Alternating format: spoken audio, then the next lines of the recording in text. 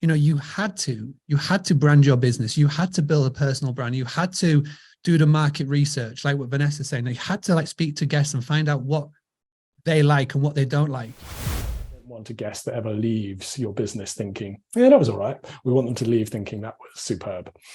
So that's the context. And if we don't hit any of those marks, you know what I said, you let me know, you put a question in the Q&A and we'll address it. So with that said, let's start to set the scene. So we talk about competitive advantage. What even is competitive advantage? Vanessa, maybe you could take this one.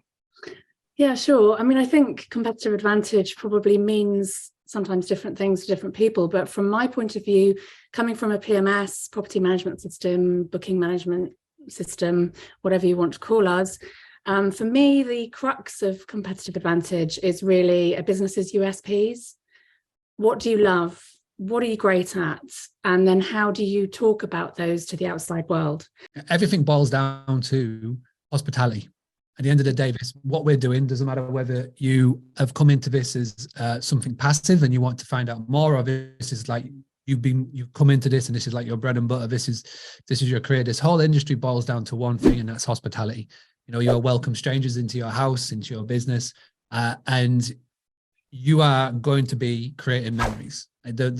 When somebody interacts with you and they pay you compared to when they just buy something off, an Etsy or wherever, is that you are creating memories that they will remember from time to time to time. So the more that you can give them the best possible experience, and that's tapping into, like Vanessa says, what you love doing, like your unique selling point, then they will go away and they'll become your biggest marketers, your raving fans. And that's what we're going to dig into today. Cool. Just touching on that a little bit, 2023, I'm sure will be a more challenging year than 2022, and certainly more challenging than 2021, given that those years were more of a bounce back from COVID. And also along that path, we've also seen a lot more people come into the industry and start offering their homes for rent. And therefore, what I'm saying is the landscape does become a lot more competitive. What do you think? Do you think that the industry is robust enough and there's enough guest demand for people to just go, well, it doesn't matter, there's loads more people in here, there's so much demand here, I can sit back and kind of just make hay? Or do you share that belief that I have, which is I think it's still going to be quite a difficult year, and it is really important to really talk about what makes you different, what sets you apart? What do you think? I think, can I just kick off? Yes. I think it's just the sheer unknown. I think it is going to be a difficult year. We've had the strangest ride ever over the past couple of years. There's been Brexit, Megxit, pandemic, the Russians flexing their muscles, displacement of half of Ukraine, energy crisis, over-tourism in the UK, the ebb and flow of fuel prices, the ebb and flow of inbound and outbound tourism. And it seems to me that we're in a state of perma-crisis, and we're all expecting that maybe something else is going to just come around that corner.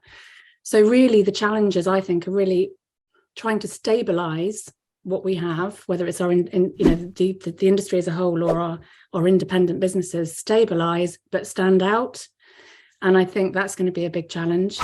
Also understanding and catering for ever-changing guest motivations for holidays, because in the state of perma-crisis, the sort of the overlap of holidays and business and work and traveling for work, it's all taking place. It's getting fuzzier, it's getting more blended. So there's lots of opportunities, but also challenges in trying to speak to all of those individual guest types.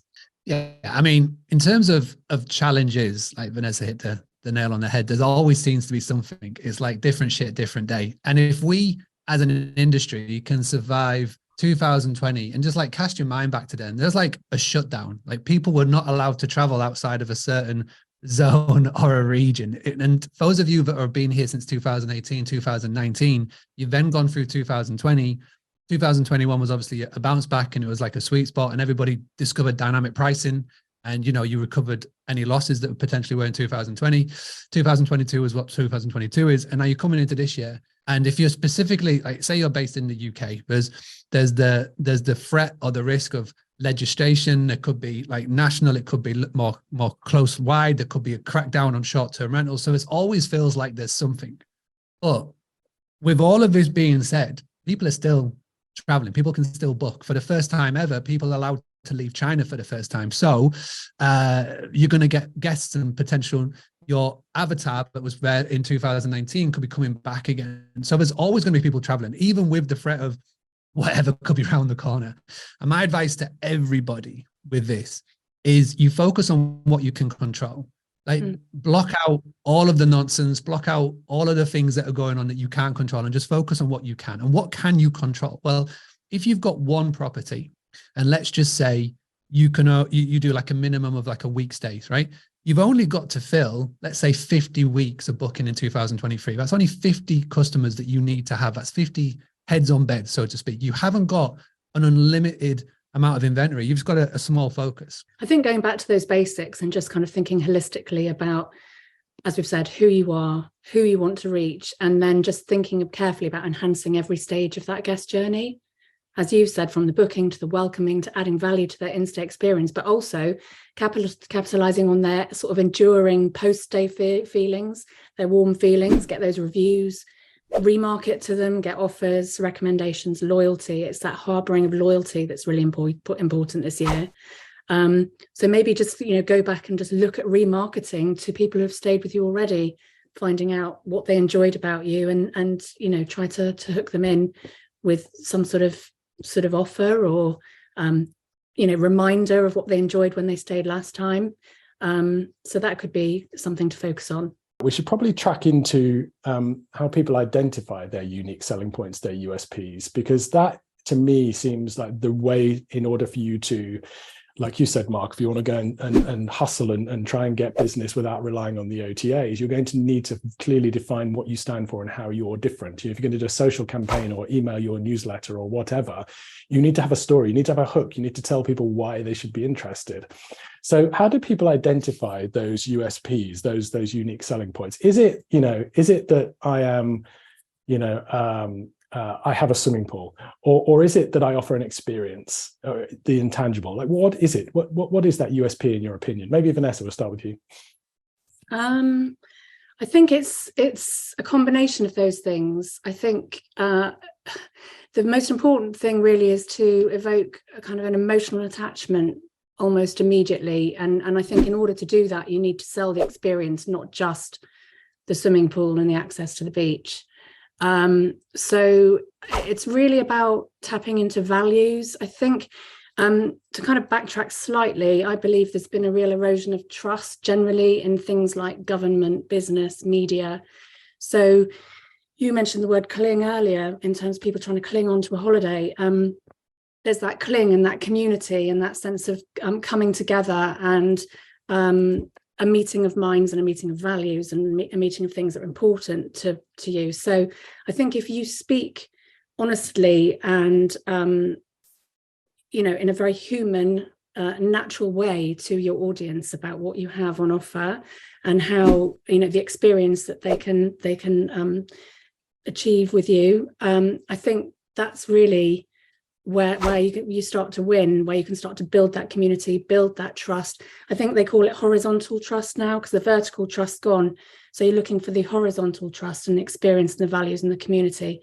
And I think that is going to be more important in the way we speak to our audiences these days. Yeah, I mean, before you even do that, you've got to focus on, there's 3 key parts to it. And I talk about it a lot in the book Direct Playbook. You've got the identify, you've got to find the time, and then you've got the attract. So what that basically means, number 1, you've got to identify who is coming to your area where your property is, which is really key because so many people start a business, start a property, deck it out in what they think will suit. But then if they're decking it all out for person A, well, then person B is the one that's coming to the area, then it means nothing. So first things first, you've got to do a bit of market research. So find out who is the type of guest or the type of avatar that is mostly coming to you. Because York would be different to Newquay, it would be different to London, that would be different to Glasgow or Edinburgh or wherever your property is. So do a bit of research. And again, if you don't know what that is, then there's amazing tools now like ChatGPT that can help with that. It's free tools, right?